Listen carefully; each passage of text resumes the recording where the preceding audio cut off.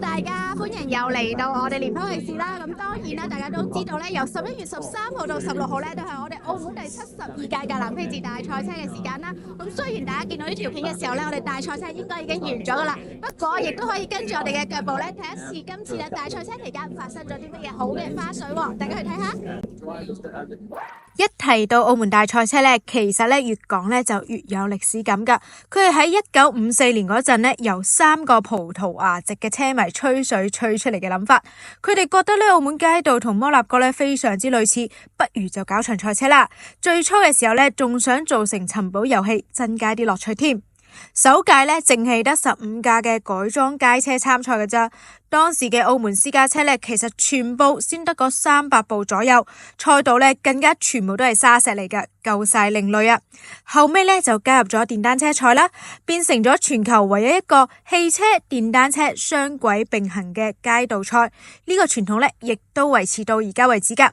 大家都知啦，冼拿啦、舒麥加呢一班車神呢，其實早年都喺呢一度擦過圈速噶，所以澳門呢先有世界賽車之都嘅名號啊！今屆嘅大賽車呢亦都創下咗歷史，全球唯一同時舉辦5項 FIA 世界級賽事，其中首次登場嘅 F4 世界盃更加有睇頭啊！而 GT 杯呢亦都匯聚咗保時捷啦、法拉利啦、奧迪等6大廠牌，仲新增咗超級桿位環節，車速飆升到270公里一小時啊，刺激到痹啊！呢一條6.2公里嘅街道賽道呢，真係令人又愛又恨啊！佢同摩納哥、紐柏林不橫並列3大難嘅駕駛賽道，23個彎角呢，每一個都有故事噶。葡京灣呢係因為旁邊嘅葡京酒店而得名啦，高速衝過去嘅一定要急剎車，超易發生呢個追逐嘅戲碼。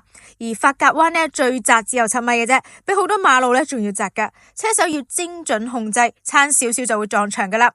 而文華東方灣呢就係最高速嘅彎位，前後都係直路，考驗大家嘅膽識同埋技術嘅平衡。舊葡式嘅建築咧，同現代高樓咧係夾住我哋嘅賽道噶。賽車手一路飛車，一路睇風景咧，呢種體驗咧，亦都係全球獨有噶。呢度咧有幾個冷知識，就考下大家識唔識啦。第一屆比賽咧，觀眾免費入場，2萬人圍觀15架車，熱情到爆。1970年代咧，其實有新加坡女車手 Annie Wong 咧駕駛住 Mini Cooper S-Lat 奪冠嘅，算係大賽車史上嘅女強人啦。賽道以前呢，仲有個叫產房灣嘅，係因為以前呢有一個婦產醫院而得名噶。而家呢，由90年開始呢，先改成 S 字灣。啱啱收到嗰個統計數字，咁今日11月16號嘅第4天嘅賽事咧，我哋今日嘅總入場人次咧係達到38000嘅。咁結合翻過去嘅3天，即係合共4天咧。咁我哋今年嘅入場人次咧係達116000嘅，咁同比去年咧，我哋係有一個接近15% 嘅一個升幅。今年嘅賽事咧就真係驚喜不斷啦，每一場嘅決賽咧都有高光時刻噶，我哋一齊嚟睇下邊一位車手笑到最後啊！提到 FR 世界盃，內爾咧係由第3位起步，最後一圈咧突然逆轉超越，戲劇性咁奪冠啦！全程咧真係令到人心跳加速噶。而電單車大賽，陶德咧就憑住排位賽嘅優勢成功衛冕，仲做出接近大會紀錄嘅最快圈速，實力超群。講到 GT 世界盃，法拉利車手庫奧咧強勢奪冠，刷新咗全場最快嘅圈速，亦都為法拉利咧攞得低咗呢一個賽事嘅首個冠軍啦。最後嚟到 F4 嘅世界盃，魯塞爾創造歷史，勇奪首屆賽事嘅冠軍，實至名歸。而提到本土中國車手陸文龍呢就贏得大灣區 GT 杯嘅冠軍，澳門本土車手梁子華攞低咗澳門路車挑戰賽嘅冠軍，為我哋華人車手爭光。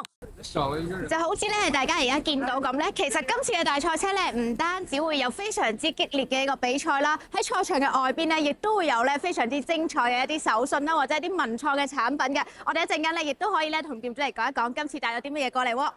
每一年嘅車迷除咗睇賽車，掃貨都係佢哋必做嘅環節。舊年呢 Kulomi 嘅賽車模型就賣到斷晒貨啦。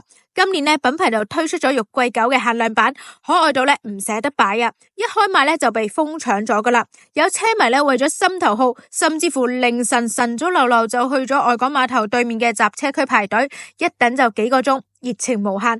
好彩檔主都早有準備，備足貨應對客流。除咗卡通聯名款之外呢，經典車手嘅紀念品呢都好受歡迎噶，而且亦都邀請咗好多車手呢到現場簽名，令到好多呢車迷呢都感受到好大嘅賽車氛圍啊！雖然呢賽事就已經結束噶啦，但係今屆逆轉奪冠，衛冕時刻呢同場外掃貨嘅熱情呢仲係歷歷在目噶。72年嚟嘅賽車傳奇呢仲會繼續延續落去，而東望洋賽道嘅魅力呢就從未減。我哋呢下一年一定會有更加精彩嘅畫面嘅，但係睇我哋呢就絕對唔需要等到下一年啦。我哋下個星期呢繼續同大家見面，下次見啦，拜拜。